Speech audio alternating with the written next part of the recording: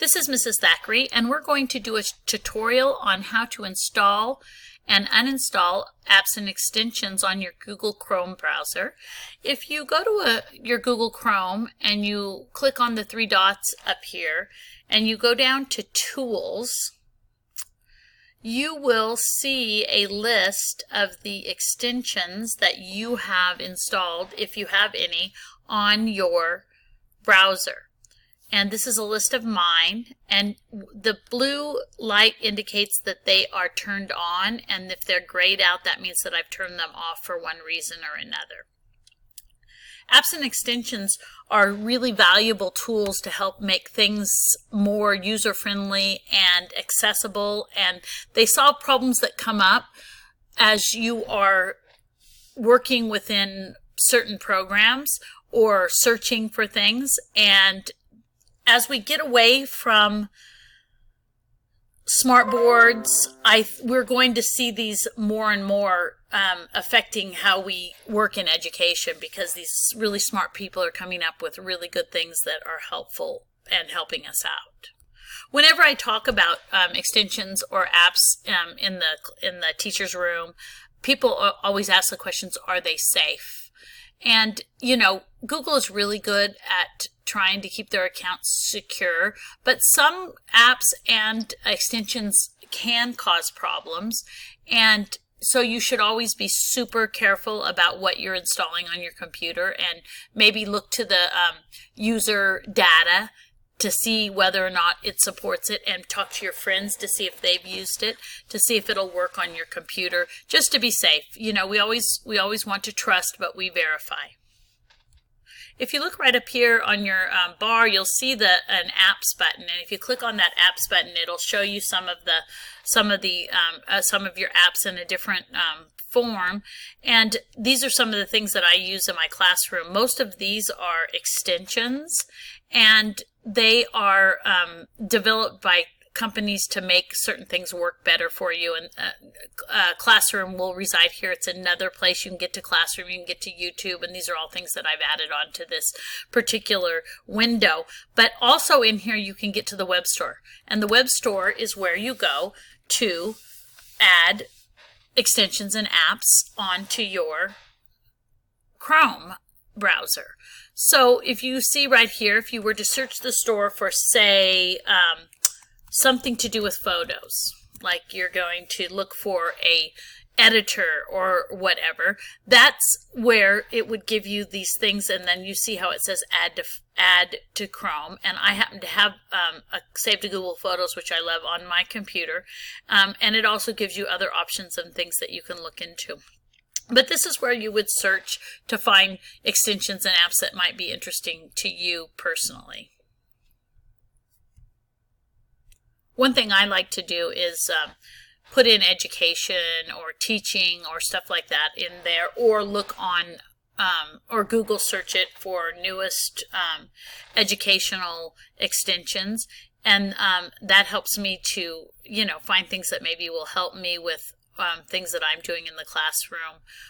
You could put classroom apps, and you could find something to do. Here's an interesting one that I might like to look at, called Share to Classroom. So if I saw something neat while I was cruising around looking for stuff, it would give me this opportunity to share something to my classroom that I would want my kids to do. So the first thing I would do is go read more about it and make sure it's compatible with my device. And also I like to see what if it really is going to be something that would be applicable that I might like to use. A valuable piece is going up here to where it says reviews, where other people have reviewed it, and see what people have said about the actual extension or app. Here there's lots of positive comments about how helpful it was, and that people use it a lot, or it's good, or they have a great experience, it's nice, awesome. So that would make me feel better about that it would be a good thing to use. It's offered by Google Classroom. That's obviously a great it verifies as far as where it comes from. And so I'm going to make a simple add to Chrome. You click on it, you add the extension, it asks your permission. And then you will see that Share Classroom has been added to Chrome. Use this extension by clicking on this icon, and manage your extensions by clicking extensions on the toolbar, which is what we did earlier. So just to kind of show you how that particular app would work is that I typed into a new tab, wildfires in Northern California, because I think that might be an interesting thing for my students to read about, because we're suffering so much for them, and so it might be a current event I could use. And so using my Google, my tools for advanced search, I put wildfires in Northern California, and then I clicked on news. And then I want results. When I go to my tools, I want something very recent. And I'm going to say within the past month. And then I'm going to go to a San Francisco Chronicle article about wildfires. And then you can see that it was written on the 30th of July, 2019. And after I checked everything out and I felt comfortable with it, I could go up here and click this extension. And it says, I'm teaching my class. It lets me pick my classroom.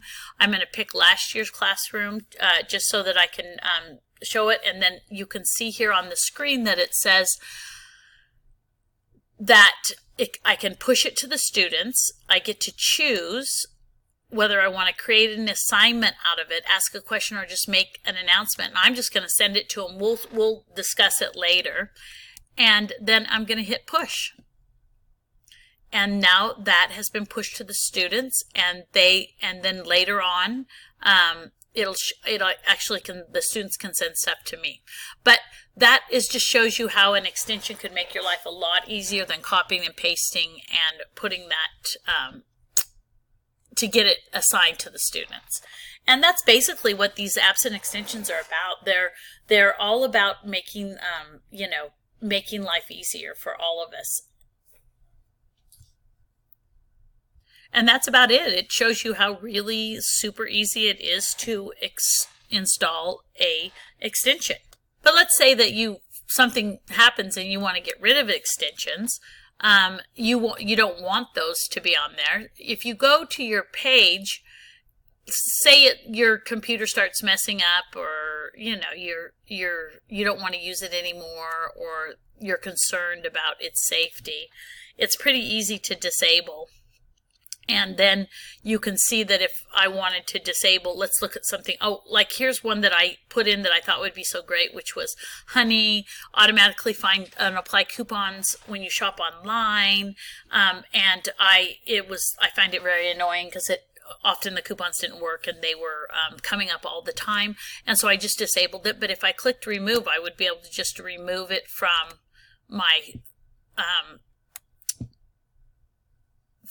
where I hold my extensions. Usually, I notice that lately they always ask you why you do it, and you don't have to answer those questions if you don't want to.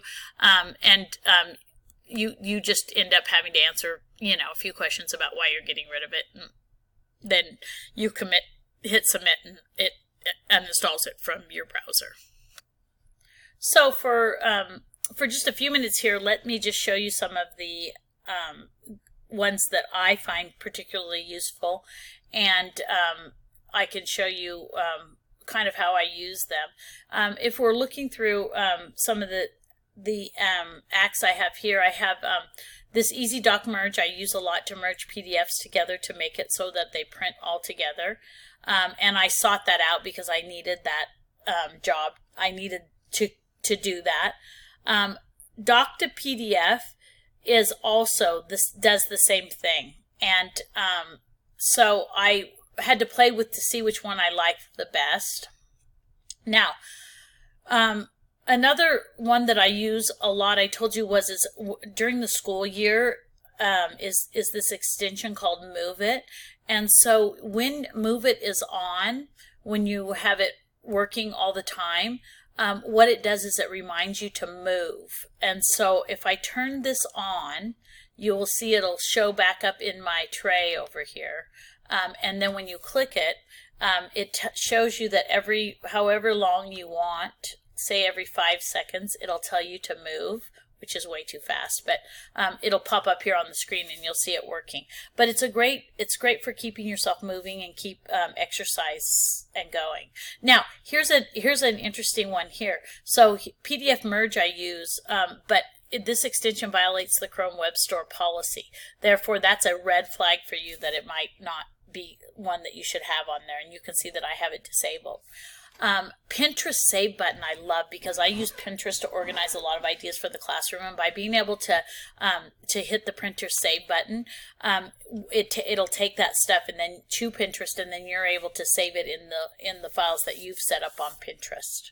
Another one that I love to use a lot is Save to Google Drive.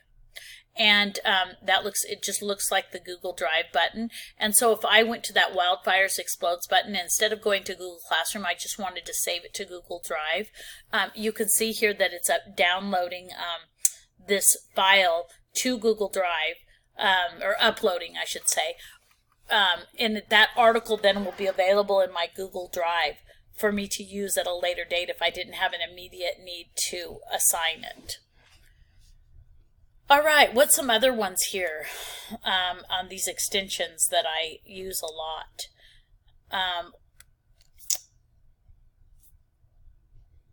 Tab Scissors is a one that that I have gotten to been using a lot lately.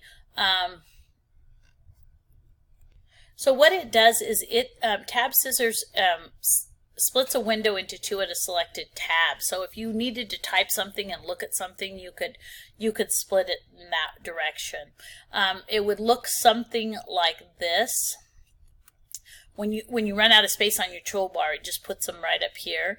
And then as you were to cut it, you can see how it split that screen. So if I needed to type over here on the right something about the article that was over here on the left, I'd be able to do that. And then each one gets bigger as you click on it, or it goes back down to its space. Probably the two others that I use the most, I like the ad block for YouTube so that my students don't see ads I don't want them to see. And another one, our school purchased Read Write for Google, which helps my resource students, or actually all my third grade students in the classroom, and they have an app that I use quite a bit, as well as Save to Google Photos.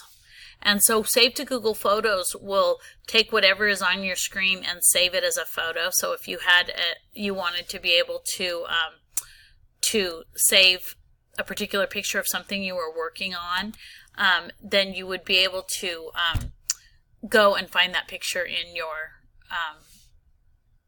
Google Photos to be able to share. And then in the same vein, I also like to use an app that's called Screen Capture.